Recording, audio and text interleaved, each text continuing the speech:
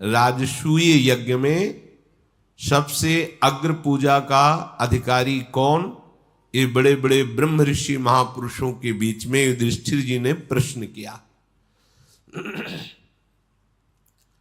सब महाभागवतों के बीच में अखंड बाल ब्रह्मचारी सत्य प्रतिज्ञ 12 महाभागवतों में से एक भीष्म जी खड़े हुए और उन्होंने कहा कि ये यदुकुल भूषण पुरुषंग भगवान श्री कृष्ण ही यज्ञ पूजा के अधिकारी हैं। समस्त ऋषियों ने, ब्रह्म ऋषियों ने, महात्माओं ने, स्नातक ब्राह्मणों ने, राजाओं ने, सबने स्वीकार किया कि जो भीष्म जी कह रहे हैं ये परम पावन बात है, क्योंकि यही सबके आधार हैं। उत्पत्ति, पालन, लय इन्हीं से होता है। इसलिए अग्र पूजा भगवान श्री कृष्ण की ही हो, एक सम्मत हो गए। सहदेव जी ने भीष्म जी की आज्ञा से महाराज युधिष्ठिर के द्वारा दी गई पूजन सामग्री से भगवान श्री कृष्ण की अग्र पूजा की। इतने में शिशुपाल खड़ा हो गया। ये भगवान का निजी पार्षद है। निजी शब्द उसी के आगे लगता है जिसका अपना अस्तित्व खत्म हो जाता है। निजी से अगर कह दिया जाए कि थप्पड़ मारो यहां, तो 1 सेकंड विचार नहीं करेगा, तत्काल थप्पड़ मार देगा। तुमने गलती की, तुम्हें दंड मिलेगा, स्वीकार है। मतलब कहीं अपना अस्तित्व ही नहीं है, तो ये निजी पार्षद है। 3 जन्म तक भगवान के साथ द्वेष लीला करने का इनको आदेश मिला है। रावण, कुंभकर्ण, हिरण्यकश्यप, हिरणाक्ष, शिशुपाल और दंतवक्र है ये जय विजय भगवान के निज पार्षद। अगर प्रभु ने आदेश किया कि तुम्हें हमारे साथ द्वेष लीला करनी है, तो तीनों जन्म में कहीं भी रावण, कुंभकर्ण, हिरण्यकश्यप, हिरणाक्ष, शिशुपाल, दंतवक्र, कहीं एक शब्द भी ऐसा नहीं मिलेगा जो भगवान के सामने सम्माननीय या प्रिय बोला हो। सदैव द्वेष की बात की, कड़वी ही बात की। अंतिम समय तक रावण यही बोल रहा है, कहां राम रन हतोपचारी, कहां राम है, ललकार करके उनको परास्त करूंगा। और हिरण्यकश्यप, कहां तेरा भगवान हरि है, खंभ में मारा घोषा खंभ। द्वेष की लीला का आदेश है, तो रंच भर भी बाहरी कहीं भी एक शब्द में भी प्रियता नहीं दिखाई। सामने और अंतर में तो जान ही रहे हैं कि मेरे प्रीतम है, अंतर में कोई फर्क नहीं। अब ये द्वेष लीला कर रहा तो खड़ा हुआ और भीष्म जी से कहा, तुम्हारी बुद्धि बिगड़ गई है। अरे जहां श्री कृष्ण, द्वैपायन, व्यास, द्रोणाचार्य, कृपाचार्य, बड़े बड़े ब्रह्म ऋषि महात्मा जन पधारे हैं, उनकी पूजा अग्र ना करवा करके इस कृष्ण की अग्र पूजा करवा रहे हो। ये कोई चक्रवर्ती सम्राट है? क्योंकि महाराज ययाति ने बड़े पुत्र यदु से जब आयु मांगी तो उन्होंने कहा, मेरी यौवन अवस्था का प्रयोग मेरी माता के साथ करोगे, इसलिए धर्म विरुद्ध है, मैं नहीं दूंगा। तो उन्होंने कह दिया था, फिर तुम राज्य के अधिकारी नहीं। शिशुपाल ने कहा, जब राज्य के अधिकारी नहीं तो अग्र पूजा का अधिकार। ये कोई आचार्य है? ये कोई स्नातक ब्राह्मण है? ये ब्रह्म ऋषि है? इसकी अग्र पूजा? ऐसे कटुवचन, क्योंकि भगवान के प्रति द्वेष भाव की आज्ञा का पालन कर रहे हैं। भीमसेन खड़े हुए, दांत पीसते हुए, और कहा, तुझे अभी काल के गाल में पहुंचाता हूं। अभी तक तो क्षमा करता रहा, लेकिन श्री कृष्ण की निंदा करने वाला हमारे सामने जीवित बच जाए, ऐसा नहीं हो सकता। और ये मर्यादा है, गुरु वरिष्ठ की निंदा हो रही हो तो या तो कान में अंगुली डाल के वहां से तुरंत निकल जाए, उन्हें उसकी जबान बंद कर दे। उचित यही है कि कान में अंगुली डाले, राधा राधा निकल। इष्ट गुरु की निंदा सुनने से सब सुकृत नष्ट हो जाते हैं और हृदय में भजन के प्रति अरुचि हो जाती है।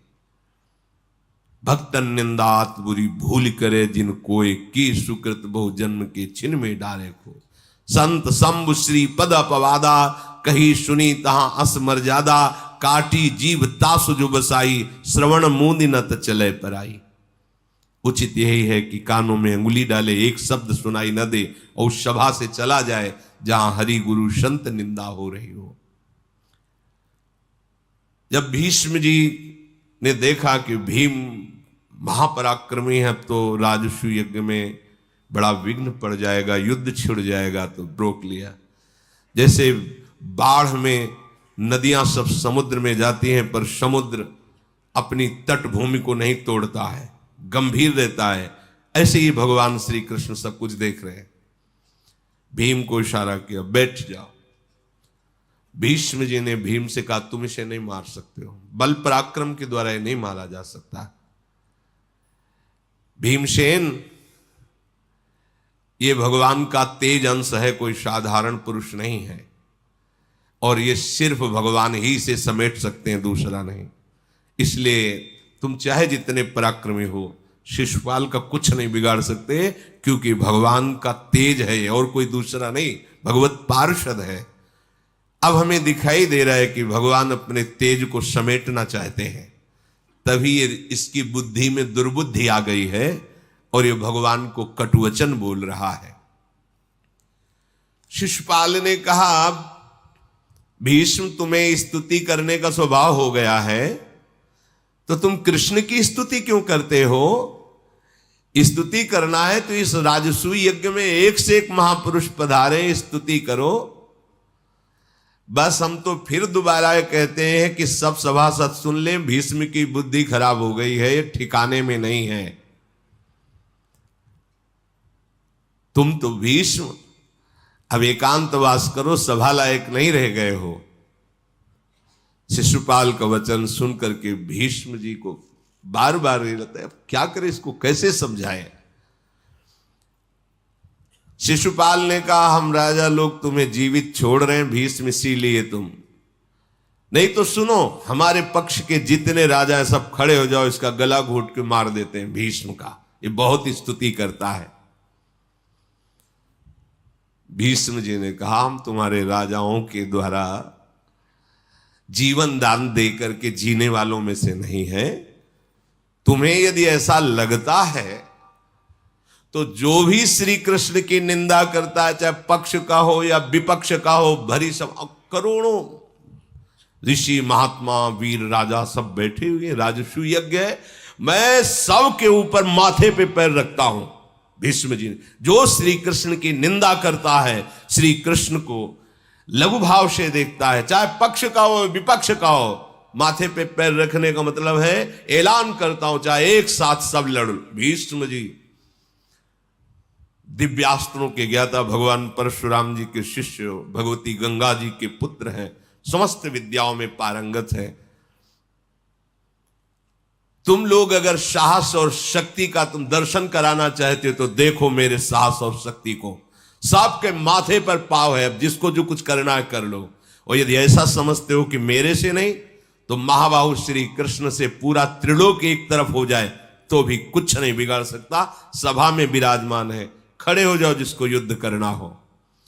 भीष्म की बात सुनते ही शिशुपाल खड़ा हो गया और कहा, तुम तो बूढ़े हो, तुमसे नहीं लड़ेंगे, इस कृष्ण से लड़ेंगे। ऐ कृष्ण, मैं तुम्हें ललकार रहा हूं, तुम मेरे साथ युद्ध करो। भगवान मुस्कुरा रहे, मुस्कुरा रहे। अगाध गंभीर स्वभाव भगवान श्री कृष्ण का है। क्रोध में भरा हुआ शिशुपाल दहाड़ता हुआ अपने परिकर के साथ, मानो जैसे टूट पड़े कोई बाज, ऐसे आगे बढ़ रहा है। पांडवजन खड़े हो गए। भगवान ने सब राजाओं से शांत शांत बैठ जाओ। भगवान श्री कृष्ण ने कहा, देखो भूमि पालो, तुम्हें नाराज होने की बात नहीं है, ये हमारी बुआ का लड़का है, कोई और नहीं है, पर इसका स्वभाव मलिन है, इसलिए द्वेष कर रहा है, और हमने इसको कई बार अपराध क्षमा किए हैं। पीछे भी इसने प्राग ज्योतिषपुर में जब हम गए थे तो इसने पीछे से आके द्वारिका में आग लगवा दी थी, उस बात को भी मैं क्षमा किया। एक बार रयुक्तक पर्वत पर महाराज उग्रसेन विराजमान थे। इसने सब सेवकों को मार करके बड़े बड़े सभापतियों को बंदी बना लिया था। उस समय भी हमने क्षमा किया था। बहुत बारी हमारे पिता वसुदेव जी का भी अपराध किया है, हमने क्षमा किया है, क्योंकि मेरी बुआ ने कह दिया था कि इसके अपराध को क्षमा करना। तो मैंने कहा था कि 100 अपराध तक इसको हम कोई दंड नहीं देंगे। अब वो सीमा समाप्त हो चुकी है। तुम सब राजा देखो, कोई दोष मत देना। ये न जाने कितने अपराध कर चुका है, पर मैं इसे क्षमा करता रहा। अब ये अभद्र व्यवहार इसका सहने योग्य नहीं है और इसके अपराध पूरे हो चुके हैं। आज मैं इस अहंकारी को इसके बल और इसकी वीरता का अनुभव कराता हूं कि ये क्या है। सब राजा शांत होकर के बैठे हुए हैं। शिशुपाल को धिक्कार रहे हैं कि ऐसे पावन राजसु यज्ञ में एक कलह मचा रहा है। शिशुपाल बड़ा खिलखिला के हंसा। हाँ, बल नहीं है ना तो बातों की चतुरता से सब राजाओं को अपने पक्ष में करना चाहते हो। कृष्ण, तुम्हें पता है मैंने रुक्मिणी को चाहा था और दूल्हा बन करके ब्याह करने गया था, पर तुम बल विक्रम तो है नहीं, तो हरण करके ले गए। अब बेचारे को कितना कल है, कोई दूल्हा बन करके जाए, नगर में स्वागत हो, दुल्हन कोई और ले जाए, फिर वापस खाली आवे। कह रहा है मेरे हृदय में वो जलन आज तक है। कृष्ण, तुम्हें ये सभा को बोले कि मैं बुआ के कारण क्षमा करता रहा, मत क्षमा कर। तेरे में जितना बल हो, मैं कहता हूं बल का प्रयोग करके दिखा। शिशुपाल बोलता गया। भगवान शांत रहे। इसके बाद सुदर्शन चक्र का स्मरण किया। हजारों सूर्यों जैसी कांति और भारी घरघराहट के साथ सुदर्शन चक्र की ऐसी महिमा है कि अगर एक को मारना है तो 100 अरे वाला, हजारों को मारना है तो सहस्त्र अरे वाला, अगर करोड़ों अरबों को मारना है तो अनंत अरे वाला प्रकाश। आज तक सुदर्शन का कोई जोड़ नहीं। भगवान का दिव्य अस्त्र है। भगवान के कर कमल पर नृत्य करने लगा।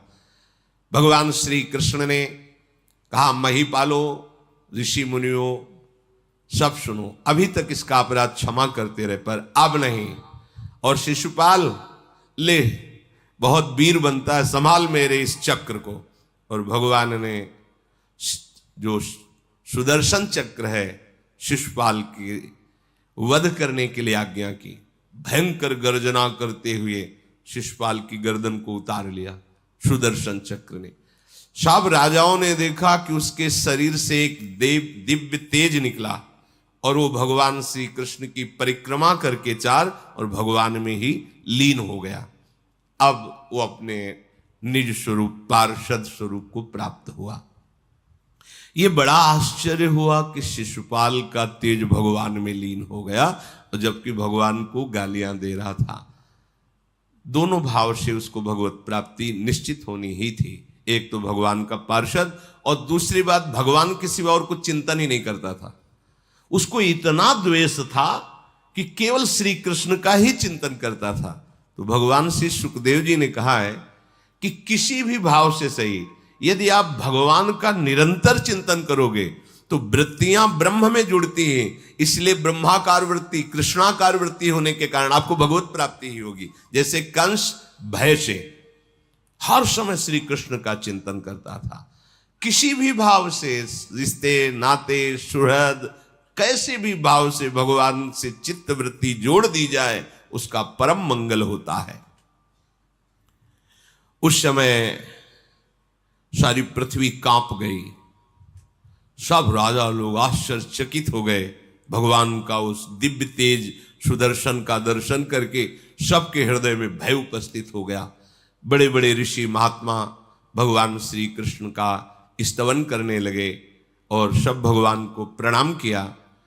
पांडुनंदन युधिष्ठिर ने अपने भाइयों से कहा कि इस शिशुपाल का बड़े सम्मान के साथ अंत्येष्टि संस्कार किया जाए, क्योंकि बुआ का ही तो लड़का है। जैसे युधिष्ठिर आदि, ऐसे वो भी भगवान की बुआ के ही तो लड़के हैं, तो भाई भाई जैसा व्यवहार। कुंती नंदन राजा युधिष्ठिर ने सब भूमिपालों को शांत होने की प्रार्थना की और शिशुपाल के पुत्र को सब राजाओं के बीच में वहां का राजा घोषित किया जहां शिशुपाल राजा था।